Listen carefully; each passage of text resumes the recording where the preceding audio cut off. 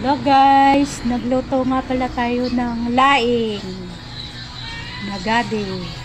Ito po guys yung ulam namin ngayon. Kasi undas, gulay-gulay. Yan guys oh. Ang sahog nito, pork at dilis. Tapos may sili.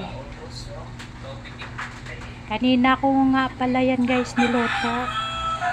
Malapit na maluto yan.